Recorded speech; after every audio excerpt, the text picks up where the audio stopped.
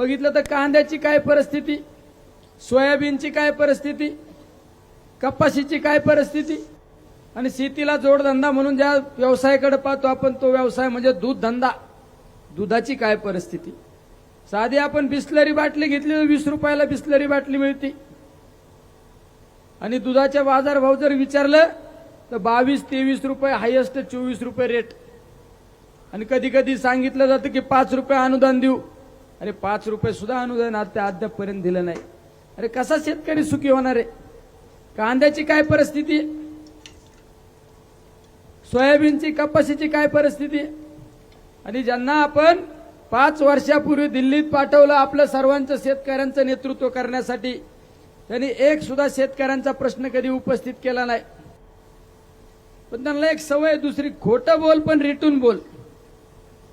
मधल्या काळात अमित शहांना भेटलं काहीतरी स्वतःच्या कामासाठी, आणि बाहेर येऊन सांगितलं की आम्ही निर्यात बंदी उठवण्यासाठी भेटलो.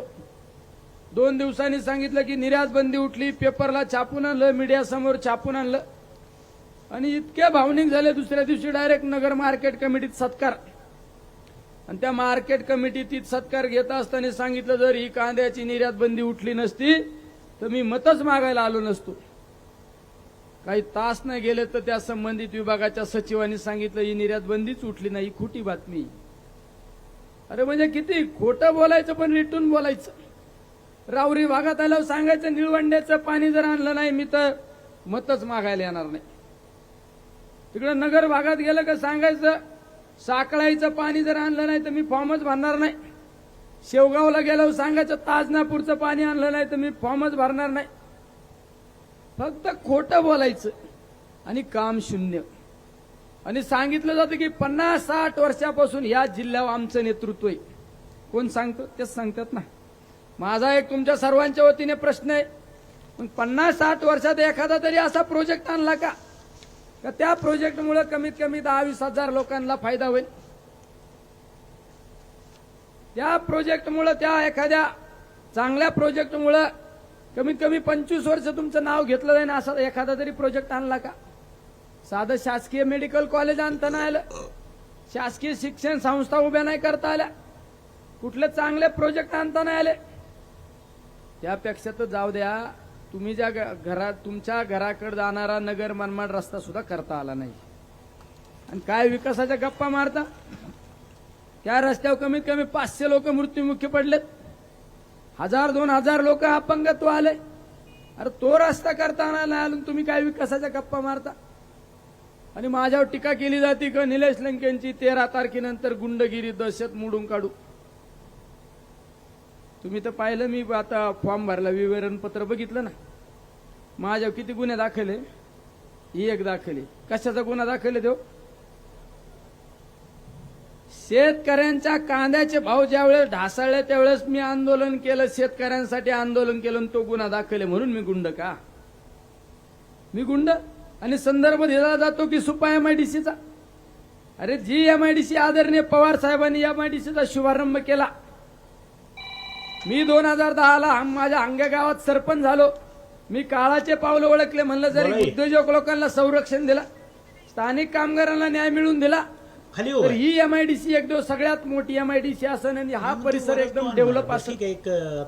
अरे आम्ही त्या ठिकाणी उद्दिष्ट ठेवलं, उद्योजक लोकांना संरक्षण दिलं, स्थानिक कामगारांना न्याय मिळवून दिला. त्याचा परिणाम असा झाला, आज सुपा एमआयडीसी रांजणगाव चाकणपेक्षा सगळ्यात मोठी एमआयडीसी आज पाहायला मिळते ना.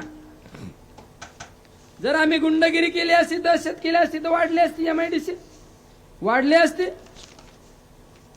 फक्त आरोप करायचे, चुकीचं काहीतरी सांगायचं. अरे तुम्ही काय औद्योगिकरणासाठी केलं? आदरणीय पवार साहेबांनी महाराष्ट्रात ज्या ज्या ठिकाणी औद्योगिकरण झालं, एमआयडीसी आली, त्याचं सर्व ना सर्व श्रेय जातं ते आदरणीय पवार साहेबांना जाते. अरे साधा प्रवरा नगर सहकारी साखर कारखाना आशिया खंडातला पहिला कारखाना सांगितलं जातं ना. आशिया खंडातला पहिला सहकारी साखर कारखाना म्हणून प्रवरा सहकारी साखर कारखान्याचं नाव घेतलं जातं. त्या कारखान्याची आर्थिक परिस्थिती पहा, 850 कोटी कर्ज. काय 850 कोटी रुपये कर्ज. जिथं चांगल्या संस्था चालल्या ना तिथं बोटं घालायच्या आणि त्या संस्था बंद करायचा यांना छंदची. गणेश सहकारी साखर कारखान्यात लक्ष घातलं, ताब्यात घेतला आणि तो बंद पाडला. राहुरी सहकारी साखर कारखान्याचं काय केलं? अरे चांगला चालला होता ना, चांगला चालला होता ना, त्यांच्या पद्धतीने करून द्या.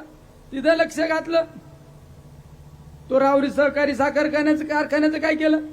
तो बंद पाडला. अरे नुसता बंद तर नाही पाडला, त्याची काय दुरावस्था केली माहिती ना. मुळा प्रवरा संस्था बंद पाडली.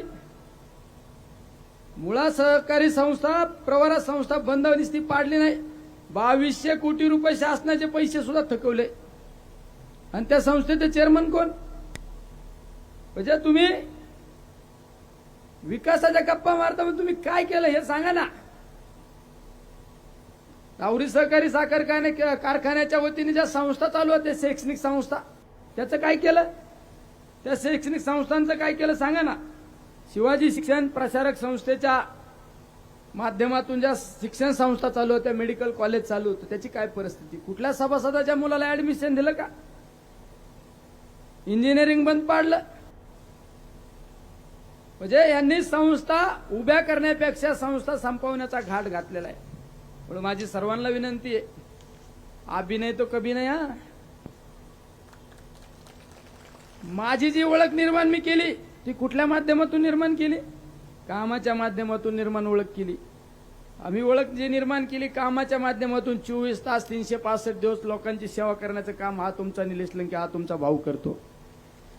ज्यावेळेस कोविड सारखी महामारी आली, या भागातील सुद्धा कित्येक पेशंट होते, कोविड सारखी महामारी आली, त्यावेळेस मी माझ्या जीवाची पर्वा नाही केला, कुठला विचार नाही केला. माझ्या समोर एकच ध्येय होतं, माझा माणूस ना माणूस वाचला पाहिजे, माझा प्रत्येक घर ना घर वाचलं पाहिजे. या भूमिकेतून मी त्या ठिकाणी काम केलं. 33,000 लोकांना आपण त्या ठिकाणी रुग्णसेवा दिली, 33,000 लोकांना जीवनदान दिलं. त्यावेळेस आदरणीय पवार साहेबांनी सुद्धा मला किती वेळा सांगितलं, अरे तू तुझ्या जीवाची काळजी घे, तू सुरक्षित राहिला तर लोकांची सेवा करू शकतो. मी साहेबांना सांगितलं, साहेब माझ्या शेवटच्या श्वासापर्यंत मी माझ्या लोकांच्या सुरक्षिततेसाठी मी झटणार आहे. माझ्या लोकांसाठी मी त्या ठिकाणी माझा प्राण गेला तरी चालेल, पण माझे लोक सुरक्षित राहिले पाहिजे. आज यांनी काय केलं? 400 लोकांना आताशी धरायचं म्हणलं, काय लावा कोविड सेंटरची चौकशी. अरे काय ते प्रतिष्ठानच्या वतीने कोविड सेंटर चाललं, आणि त्याची काय चौकशी लावता? 400 लोकांना बरोबर घ्यायचं आणि सांगायचं इकडं चुकीच्या पद्धतीने त्रास द्या, तिकडे चुकीच्या पद्धतीने त्रास द्या. अरे विकासावर बोला. तुम्ही आज सांगता ना 50-60 वर्षापासून आमच्या जिल्ह्यावर आम्ही नेतृत्व केलं, मग तुम्ही आज या निवडणुकीला सामोरं जात असताना तुम्ही विकासाच्या मुद्द्यावर निवडणुकीला सामोरं जाणं अपेक्षित होतं. तुम्ही सांगायला पाहिजे होतं की आम्ही 50 वर्षामध्ये हा बदल घडवला, आम्ही 5 वर्षात हा बदल घडवला, हे तुम्ही सांगायला पाहिजे. मी एक दिवस खाजगीत पवार साहेबांशी चर्चा करीत असताना सांगितलं, साहेब तुम्ही एवढा गाडीने प्रवास करता, एवढं ट्रॅव्हलिंग करता, तुम्ही हेलिकॉप्टर वापरीत जा, हेलिकॉप्टरने प्रवास करीत जा. साहेबांनी मला सांगितलं, साहेब मला म्हणले मी कित्येक वर्ष झालं राजकारणात आहे, मी या समाजामध्ये राजकारणात आल्यापासून मी काही बदल घडवले आणि काही बदल घडवणे अपेक्षित आहे.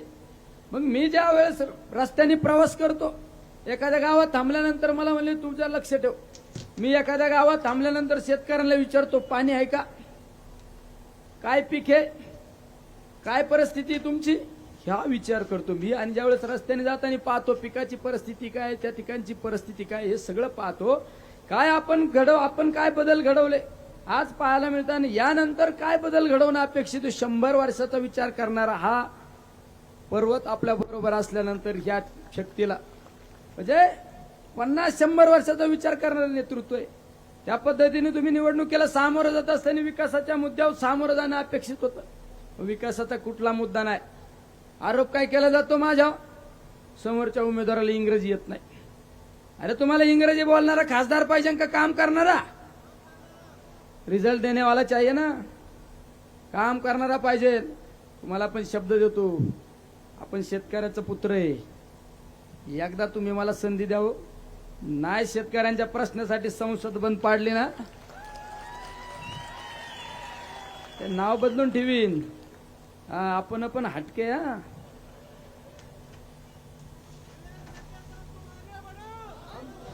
आणि निलेश लंकेचं वाक्य आहे, निलेश लंके जे बोलतो तेच करतो. आणि जे करतो तेच बोलतो. दुसऱ्याच्या झेंड्यावर पंढरपूर करण्याची सवय नाही आपली. आमच्या प्राजक्त दादाने काम मंजूर केले आणि नारळ फोडायला दुसरेच भुरटे. अरे हे प्राजक्त दादा बिचाऱ्याने एवढं अवघड खातं ते MSCBचं ऊर्जा खातं. मीच म्हणलं दादा काय ऊर्जा खात्यात घेतलं, दुसरं घ्यायचं ना. दादा म्हणले नाही अवघड खातं आहे ना ते बघ कसं सोयीचं करतो. आणि सगळ्यात जास्त शेतकऱ्यांच्या बांधावर ट्रान्सफॉर्मर दिले असते ना ते प्राजक्त दादाने दिले असते. सगळ्यात जास्त सबस्टेशन राज्यात कुणी दिले असते ना आतापर्यंत इतिहासात ते प्राजक्त दादाने दिले असते. बरोबर आहे ना कानडे साहेब. मी तर इतका फायदा घेतला या माणसाचा ना, लय फायदा घेतला मी. हे आता पाहिजे होतं रे, घराघरातच डीपी लावून टाकली असते. काळजी नका करू, पुढलं सरकार महाविकास आघाडीच आहे. काम करणारं माणसं पाहिजे ना. मी जसं सांगतो ना छाती टोकून, प्राजक्त दादा जसं सांगतात हे केलं ते केलं, त्या मुद्द्यावर तुम्ही निवडणुकीला सामोरं गेलं पाहिजे. तुमचा कुठलाही मुद्दा नाही. तुम्ही वेगवेगळ्या व्यक्तिगत टिप्पा टिप्पणी करण्यावर निवडणूकला लक्ष घालण्यापेक्षा विकासाच्या मुद्द्यावर निवडणुकीत सामोरं गेलं पाहिजे. आरोप प्रत्यारोप करण्यापेक्षा समाजासाठी काय केलं हे सगळ्यात महत्वाचं असतं. त्यामुळे सगळ्यांना या ठिकाणी सांगू इच्छितो, एकदा विश्वास ठेवा रे. एकदा विश्वास ठेवा. हात वर करून सांगा मला. त्याला तुम्हाला अभिमान वाटण असं काम करून दाखवू ना. तुमची कॉलर टाईट होईल ज्यावेळेस महाराष्ट्रात फिरताना, राज्य देशात फिरताना लोकांनी ज्यावेळेस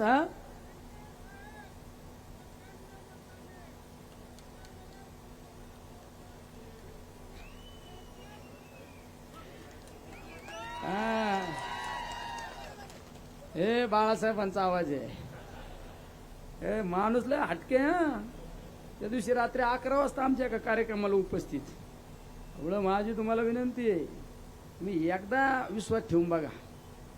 अभिमान वाटन तसं काम करून दाखवी. ज्यावेळी तुम्ही राज्यात फिरताना, देशात फिरताना नगर दक्षिण आणि अहिल्यानगर दक्षिण सांगितलं, लोक म्हणतात तुमचा खासदार एक नंबर काम करतो. काम करणारा माणूस राव, हटके माणूस आहे. लोक बघितलं ना, आमदार पद मिळालं, लोकांची संपत्ती वाढती. माही बघितली का? त्याला आमदार होऊन 35 लाख रुपये कर्ज बाजारी झाले मी. म्हणजे आमदार व्हायच्या आधी जरा परिस्थिती जरा बरी होती. हे संपत्ती सत्य प्रेम करणारा माणूस नाही. मी माणसावर प्रेम करणारा माणूस आहे. माणसावर प्रेम करणारा. हे सत्ता बित्त्याच्या मागे पळत नाही, पैशाच्या मागे कोण पळतो? काय लागत खायला अर्धी भाकर एका टायमाला, संध्याकाळी अर्धी भाकर तिथं कोणी देतं चालता चालता. लोकांसाठी करायचं. ही भूमी छत्रपती शिवरायांची भूमी, ही साधू संतांची भूमी आहे. ज्या साधू संतांनी समाजासाठी गाडून घेतलं त्यांची जयंती पुण्यतिथी साजरी केली जाते. आणि आपण सुद्धा त्यांच्या पावलावर पाऊल ठेवून काहीतरी केलं पाहिजे. समाजाचं कमीत कमी 50 वर्ष लोकांना नाव घेतले पाहिजे. नुसतं मोठ्यापणाच्या गप्पा मारण्यापेक्षा लोक म्हणले पाहिजे अरे खरंच माणूस होऊन गेला. एवढं समाजासाठी काम करणे ध्येयवाडे माणसं आहेत आम्ही. ध्येयवाडे. एवढं तुम्ही 13 तारखेला अशी काय तुतारी वाजवायची ना, त्याचा आवाज कुठे गेला पाहिजे. ते दिल्लीत बसलेले आहेत ना, यांनी नाव ठेवले भारी. दिल्लीवाल्यांचं काहीतरी ठेवलं ना, दिल्लीला असा आवाज गेला पाहिजे ना. दिल्लीवाल्यांच्या डायरेक्ट कानथाळ्याच बसल्या पाहिजे आणि आदले मधले तर उडूनच गेले पाहिजे. बरोबर आहे ना. आता कसा जोश आहे सगळ्यांच्या सभेत, सगळ्यात जोश आहे ना. पण हा दिवस 13 तारखेला 5 वाजेपर्यंत टिकून राहायला पाहिजे ना. लय शिट्ट्या मारण्याला लय घोषणा दिल्या, असं जुळणार नाही, असं खोटे प्रेम नाही करायचं. 13 तारखेला 5 वाजेपर्यंत नुसता फोन जरी केला तर यंत्रणा अलर्ट पाहिजे सगळी. आणि जे सांगत ना यंत्रणेला एकदा सांगा तुमच्याकडे यंत्रणा असेल डब्या डुब्यावाली, आमच्या कडू साहेबांच्या भाषेत. पण आमच्या सारखे जीवा भावाचे लोक निलेश लंके बरोबर आहे. आणि हा इतिहास आहे महाराष्ट्राचा, हा भारताचा इतिहास आहे. ज्या ज्या वेळेस क्रांतिकारक घराघरातला क्रांतिकारक बाहेर आला ना, इंग्रजांना चलो जाऊचा नारा दिला आणि इंग्रजांना काढून दिलं, भारत स्वातंत्र्य झाला. हे तर लय सोपं आहे. हे तर सगळ्यांनी निवडणूक हातात घेतलेली. जनतेने निवडणूक हातात घेतल्यानंतर काय होत नाही. म्हणजे दुनिया बदल गई है, झुकती है दुनिया, झुकाने वाला चाहिए. कशाला? पाण्याचं काळजी नका करू. पाणी ज्यांच्यात आहे ना तोच पाणी सोडणार आहे. ज्यांच्यात पाणी नाही ना त्यांच्याकडून अपेक्षा नका धरू. आम्ही आहे ना दोघं पाणी सोडायला. अरे कोण कसं पाणी सोडत नाही ना, तुम्ही काळजी नका करू. याला नाही ते ताईत असतात ना ते. तुम्ही काळजी नका करू. मी आमदार झालो पारनेर मतदारसंघात, एक दिवस पाण्याची अडचण नाही येऊन दिली. तसा दक्षिणेचा खासदार झाल्यावर काय कुठं पाण्याच्या अडचणीवर राहावं, नाही सरळ करून टाकलं ना सगळं. आपलं नातं शेतकऱ्यांशी, शेतकरी खुश तर आपण खुश. हे तर एकदा गुन्हा दाखल झाला शेतकऱ्यांसाठी, आपण जेलमध्ये जाऊ शकतो. तुम्ही काही काळजी करू नका. आपण लय खंबीर आहे, पक्का आहे. आमच्या तर आता सामने प्राजक्त दादा जरा हुशार आहे. प्राजक्त दादा हुशार आणि मी जरा थोडा अशी जोडी जुळते ना. दोन्ही हुशार असल्या खटके उडतात, आहे का नाही साहेब? दोन्ही हुशार असल्या खटके उडतात. जरा दादा हुशार, दादा मला मार्गदर्शन करायला आणि मी लढायला आहे ना खंबीर. बरोबर आहे का नाही? हा, हे तर शोले की दोस्ती आहे. जय विरोध असल्यानंतर काय काळजी करू नका. आणि दुधाच्या भावाचं ना 13 तारखेला मतदान आहे. किती? 13 तारखेला माझ्या हात गुंतलेले दगडाखाली. आता वाट पाहुणे मी कुठं काय चूक करतो, मला तर 13 तारखेपर्यंत जेलमध्ये टाकून देते. लय गैरवापर चालू आहे सत्तेचा बरं का. तुम्ही सुद्धा जपून राहा. खोटे नाटे हे थांब रे, सगळ्यांना हिसाब मी करतो, थांब, नको काळजी करू.